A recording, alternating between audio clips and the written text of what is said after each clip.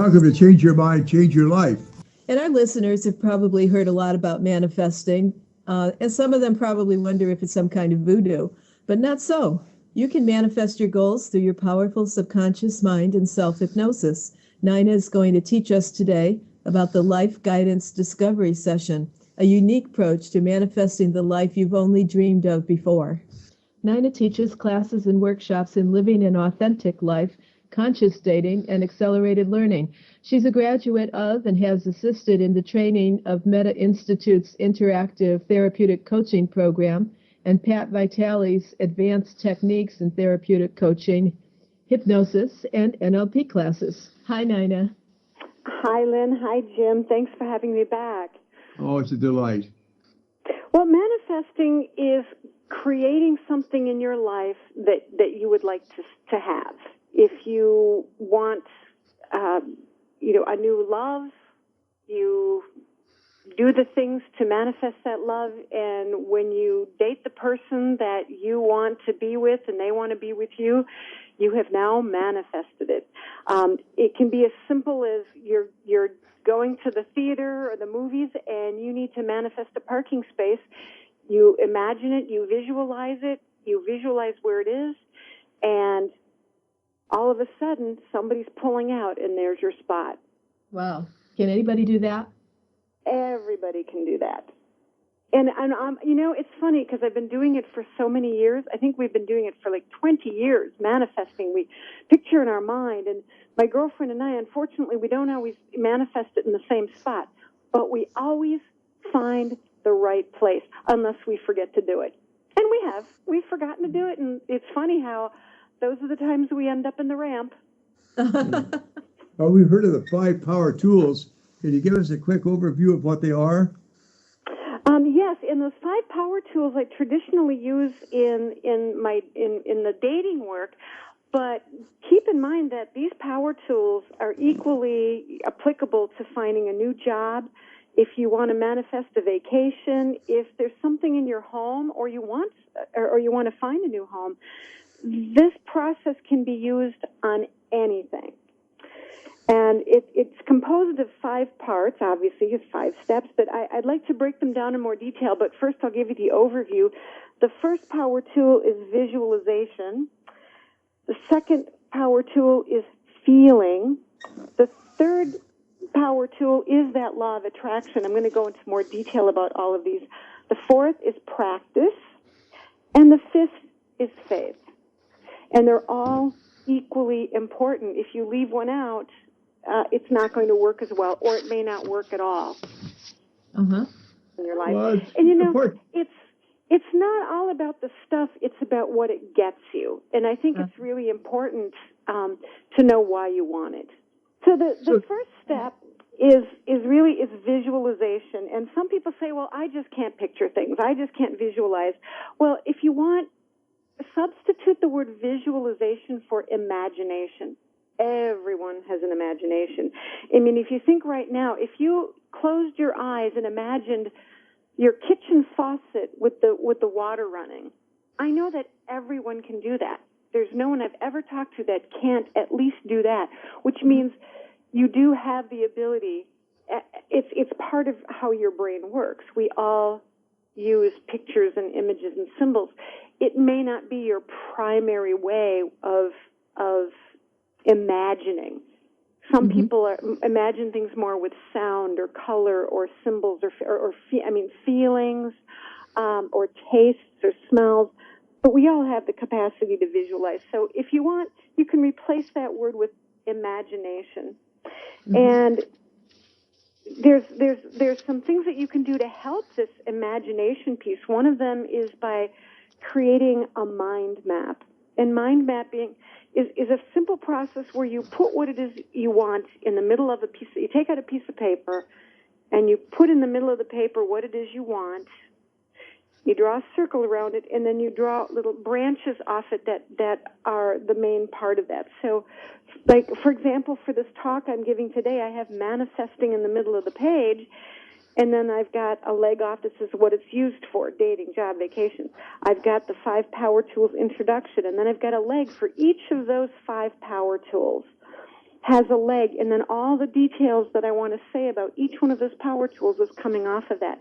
So if that helps, so if you're looking for a mate, you might have your primary love in the middle of that. Or if you want to use the parking place, you probably don't need to use a mind map to create a parking place, but if you were to do a mind map for a parking place, you might put a parking spot for the event that you want for, and then you might have a leg off, a little line with the title for each of the potential spots you might want to see it in. You might want to create 5 different spots depending on what direction you end up going to, depending on traffic.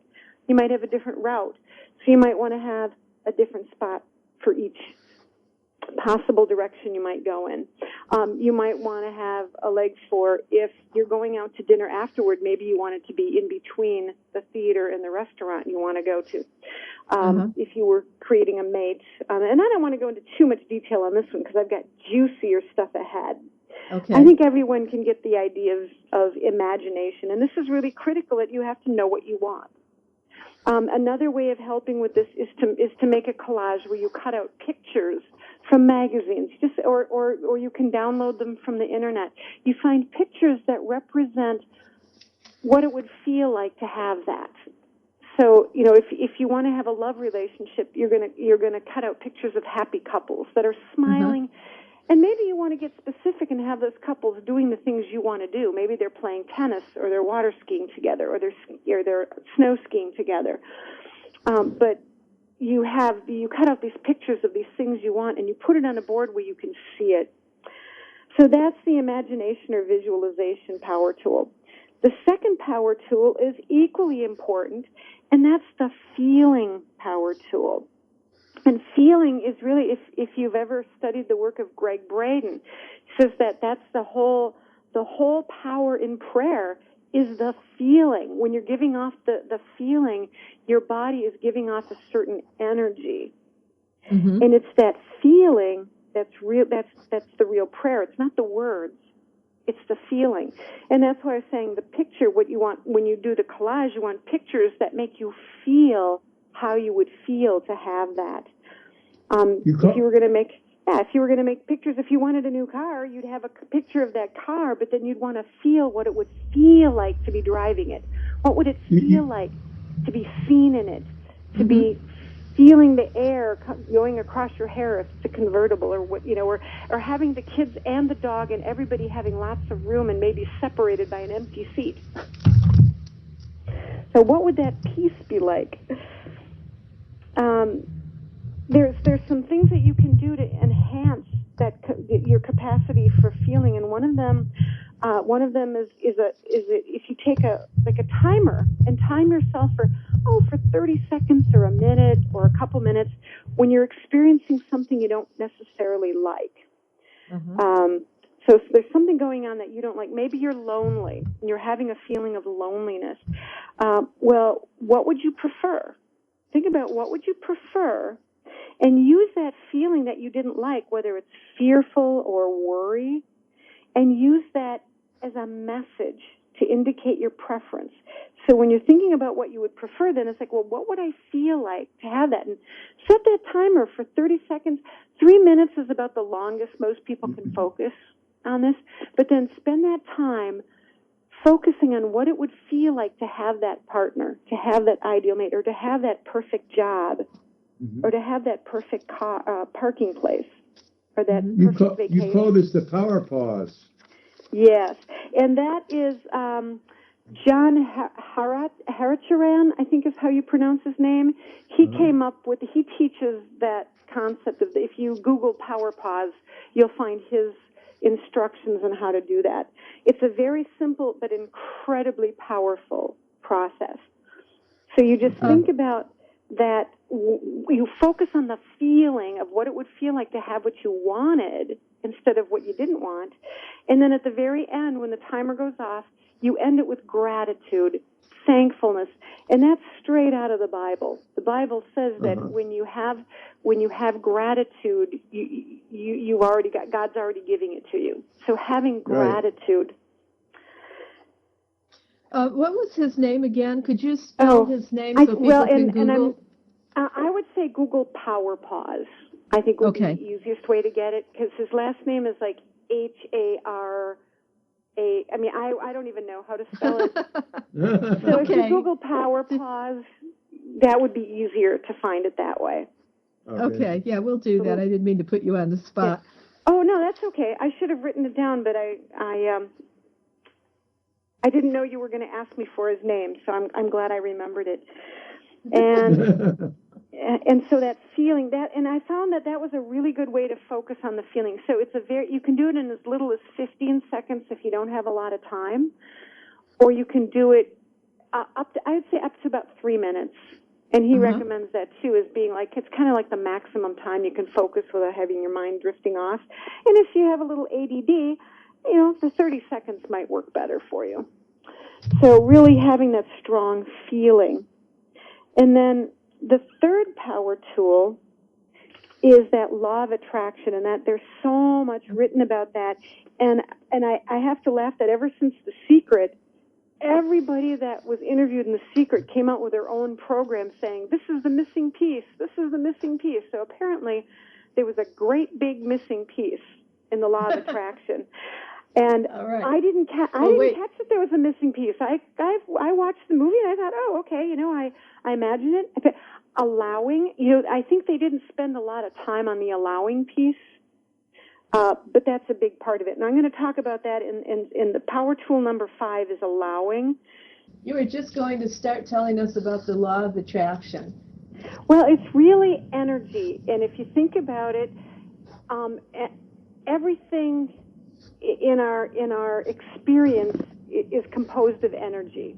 The energy in the atoms, in the molecules of our cells, the energy in molecules and things. And when we're having thoughts, our thoughts are energy, and they're going out just like a radio wave goes out. It's going out as a wave, and it's going through bricks and mortar and concrete, and it's coming in, and you're hearing it in your head. So have you ever had the experience where you're thinking about somebody and they call you? Mm-hmm. Oh, why, yes. Yeah, all the time. All the time. Everybody does. That's like, we're giving that up. Now, some people are better at it than others. Some of us practice it more. Some people hear more than they give, or they'll take in a lot, but they don't give out a lot. So this is a skill that can be practiced, but whether or not you believe in the law of attraction, it works. It's like gravity. The law of gravity works. If you don't believe in the law of gravity and you step off a 3-story building, you're still going to fall and land on the ground. Right. And the law of attraction is working whether you believe in it or not. And that's evidenced by what you see around you. And people say, well, I didn't attract this. It's like, well, actually you did at an unconscious level. At some level, you have attracted and created what's in your life. And sometimes we don't like to think that that's what we created, but we've got these patterns. Some of it, I think, is DNA encoded in us from our culture, from our grandparents and beyond. They say even 7 generations back, we're carrying the fears of our mothers. Our mothers that wanted to protect us. That's their job, to protect their baby, and that's carried, and it's carried genetically. So you may not think that you created something, but the fact that it's in your life and you're seeing it, that's the law of attraction at work. The beautiful thing about this is that you can change it. Whatever you're experiencing, you can have a different experience of it.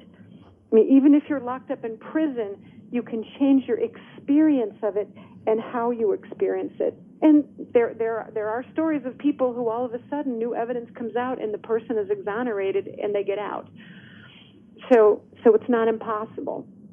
The point being, though, that what your thoughts are things, so you want to choose them wisely. So this is one of the power tools, is to use your thoughts in a way that you want, so that you're moving your thoughts in the direction of your preferences.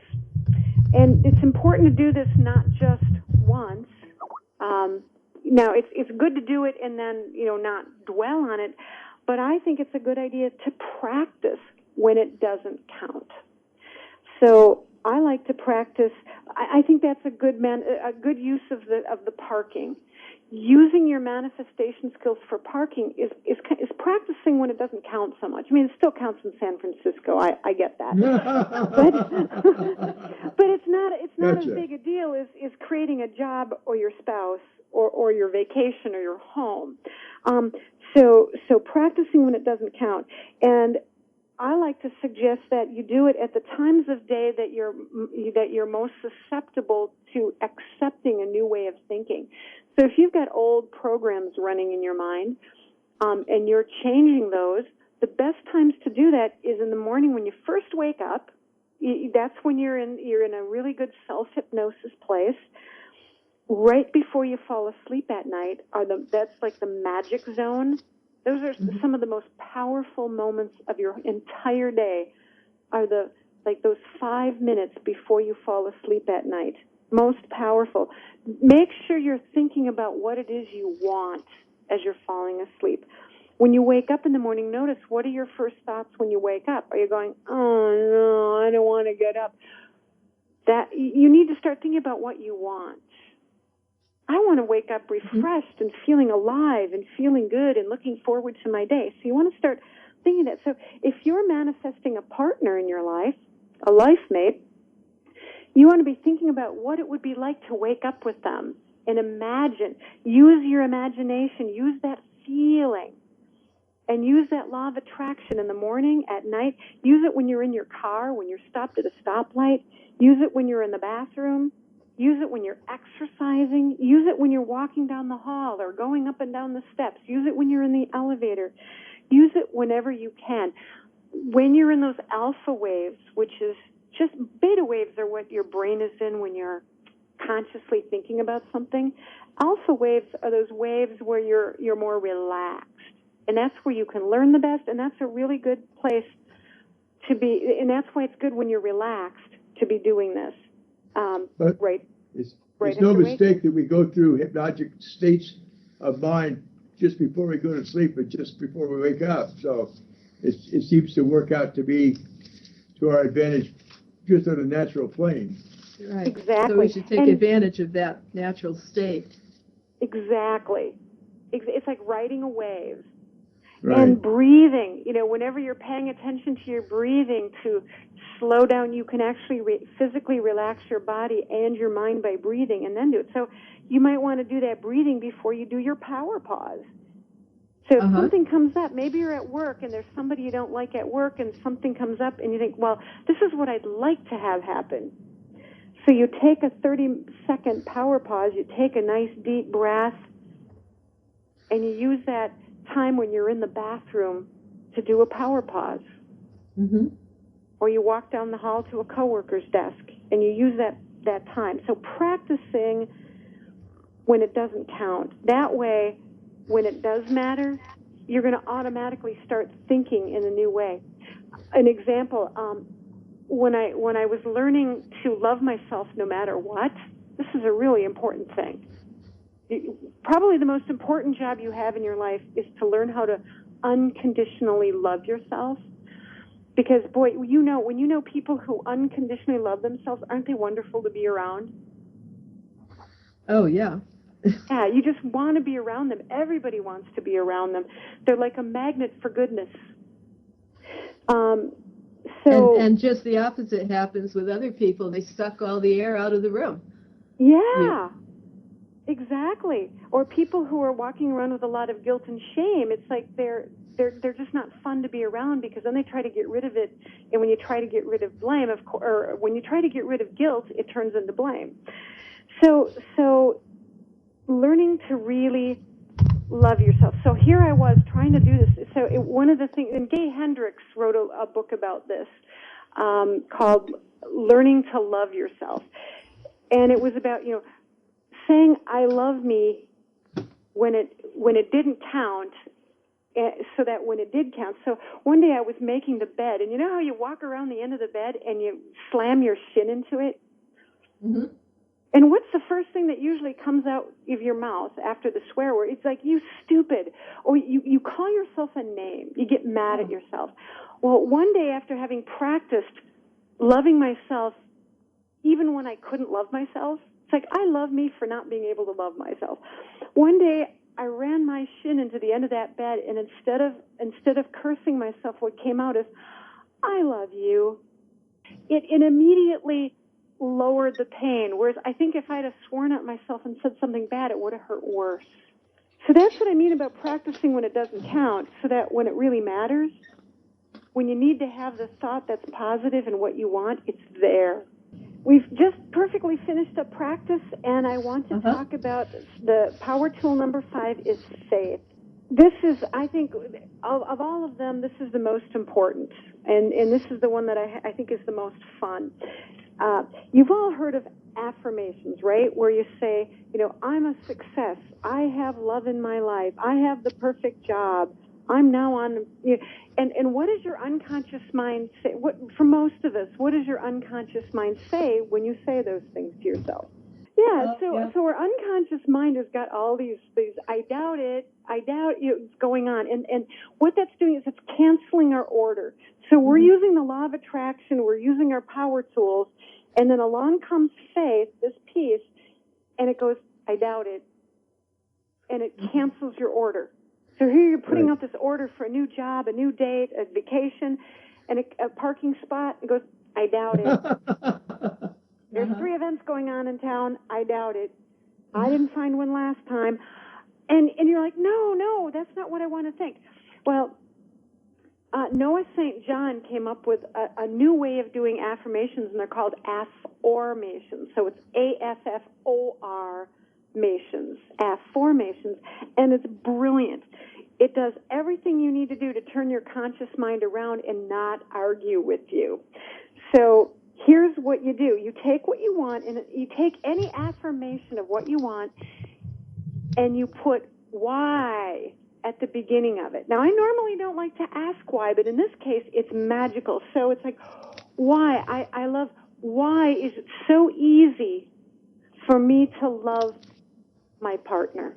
Why is it so easy to make so much money in so little time? Why do I love my job? Or why is it so easy to find the perfect job? So how this works is when you're saying, why is it, your mind doesn't have anything to argue with, does it?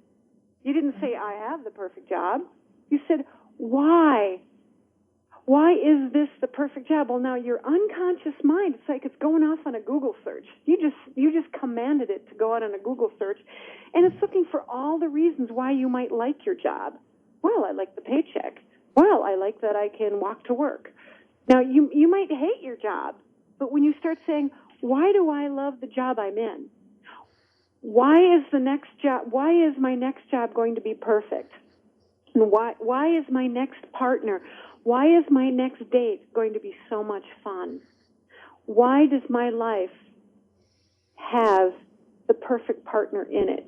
When you start saying why does, your unconscious mind, instead of fighting you and arguing with you and telling you all the reasons why not, now it's going out there and finding all the reasons why it is. And now here's the really good part. Your unconscious mind has this thing called homeostasis, where it's like, if you grow up in a certain socioeconomic pattern, that's what you're used to, and you tend to stay there, or your income tends to go up to a certain point and never goes above that, or you get a certain level of person you're dating and it never gets any better. Yeah. It's homeostasis. Your unconscious mind is holding you at where you imagine yourself to be with your self-identity. When you start asking these questions, why is it so easy to make so much money in so little time? All of a sudden, it's got to go out and prove that it's easy to make that money in so little time. It has to go out and prove that you like your job. It has to go out and prove to you. It has to bring in energetically. It has to give you the opportunities that make it possible to have that homeostasis now. You found a way to move that. You found a way to get beyond that cagey unconscious mind that's got all that programming from when you were a child, when you were in the womb. You know, your mother's patting her belly and you're in the womb and she's talking about how, yeah, she's gonna have the Smith hips. And the little girl is hearing this and going, you know. So even though she might have perfect hips, she's hearing as she grew up that she's got Smith hips. And she's thinking that she doesn't look good when she's perfectly formed to have the perfect mate be attracted to those hips. But she's thinking they're bad, right? So it's a way to bypass all that old programming that you got since birth just by simply saying, why do I have this thing that I want? Is that miraculous? It's very miraculous, and I can see how this would be nothing less than a miracle for people that are out of work for a long time, people that are living in poverty. Talk about homeostasis, you know, people that are in generations of poverty trying to get away from that. This could be the most powerful thing they could do. Right. Because it'll undermine all that negative programming. We have a lot of things about our beliefs about ourselves that are untrue. And it's like we're wearing a coat that doesn't fit. So we're walking around with this coat that doesn't fit us. And the nice thing is when you start doing this, it starts to leave you. That coat starts to leave you, and you can start wearing the coat you want to wear, the one that fits you, that makes you feel good, the identity that's really you, the identity of you that's abundant, that's loving, that has a lot of fun, that feels fulfilled and is in their right livelihood, that has a home that's a sanctuary and a place for great rejuvenation. It doesn't have to be big, but it's soothing, and it's a place of rest and relaxation for you. You can create all these things. My mate is a realtor, and as you know, the real estate market, everybody's pretty familiar that it pretty much sucks right now, and it's hard when you he hadn't had a sale in like 5 months. Just nothing. He was trying to put things together, and nothing would go together. It wasn't his fault. He had bad loan officers, or the appraiser went berserk. All kinds of things were conspiring. I mean, and this was going on for 5 months. And I needed his income to help me out, and I could use more. So I started saying that, why is it so easy for him to make these sales? Why is it so easy to attract the right buyers for these properties? And all of a sudden, after 5 months, he had 2 sales and a brand new listing all in the same week after I started doing these affirmations. But you were saying it for him? I was saying it for him. He was doing it too. He doesn't like to think that he was, but he admitted to me today that he had been doing that back then. He's like, well, you know, I don't want you to get too excited that I'm doing it. So now what I'm saying is, why does my mate use all the techniques that I teach to my clients? So that's how I'm using it now. I'm using it. The other day I wasn't feeling well. I had gotten dehydrated. I was taking sailing lessons. And when you're on somebody's boat, you don't want to use the bathroom on a boat. They don't like that when you do that. And I didn't really want to hang over the side with other people on the boat, as you can imagine. So I got dehydrated. I came home. Next morning I woke up. I felt horrible. And I said, why do I feel so good? Why do I feel so energized? Why does my head feel so clear? And you know, the next thing, it was maybe an hour later, I just know, all of us, you know how you don't notice when you don't feel bad? But I noticed, it was like, I feel really good. And it happened that fast, within an hour. And I was feeling good and energized, and I didn't even notice it happening. I just said those things. Why do I feel so good? And now with my food, I think, why is this food nourishing me in such a positive way? And why is it that I can eat this piece of cake and I'm going to be and it's not going to cause me to gain weight? So I'm starting to use it in all kinds of ways. Oh, and the computer couple weeks ago, I was having some horrible difficulties with the computer, as we've all experienced, right? And what happens when you get all anxious and you get mad and you get less and less resourceful and it gets harder? And I stopped and I said, why is it so easy for me to do technical things on this computer? And all of a sudden, it was like all that stress just drained right out of me. I could feel it. It actually tickled my brain. And it felt good, and I kind of giggled. It was like, oh, that felt good. And then all of a sudden, I had an idea. It's like, oh, I know, I'm just going to try this, and voila, there it was. But it took relaxing to do it. Right. So and then you opened up all your problem-solving skills and your creativity and your subconscious. Exactly. So this is so powerful. Even if you're not trying to manifest something, just solving a little problem in your life and bringing you in touch with your higher self, because your higher self knows the answer to everything. How long does it take? What's a realistic expectation for me? Some people probably have a miracle, and some people probably have to work at it for a little while. What's your experience with that? What I find is that the little things tend to come really fast. Sometimes the big things come faster than you could imagine. I mean, opportunities that you would that you couldn't have imagined. And I think that's really the beauty of this, is that things that were even beyond your imagination come into play, or things that you might have fantasized about but didn't even think were possible. All of a sudden you get a phone call and there's the offer. It's happened to me beyond my dream. It's like, really? You're going to do this for me? And I mean, I just thought it was a fantasy. I didn't think it was possible. And out of the blue, I get a phone call and says, yeah, I have this thing. I think you should call this person, because I think they have this thing that I think you'd be really good at. And there it was. Wow. So it can, even the big things can happen quickly. But give yourself time. And I think one of the best things you can do is ask yourself, why does this process work so well for me? Why does this process work so fast for me? And why does this happen so quickly for me? So use it to manifest it faster. And I will be honest, your unconscious mind knows too. Your higher self, I should say, really, it's your higher self. It knows the perfect timing for you. And if you're wanting something that isn't in your best interest, it will do the things it needs to do to get you ready for it. So you might notice that other opportunities, perhaps you're wanting a specific job and you get something less than that specific thing, but it's on the way. It's like it'll help you get there.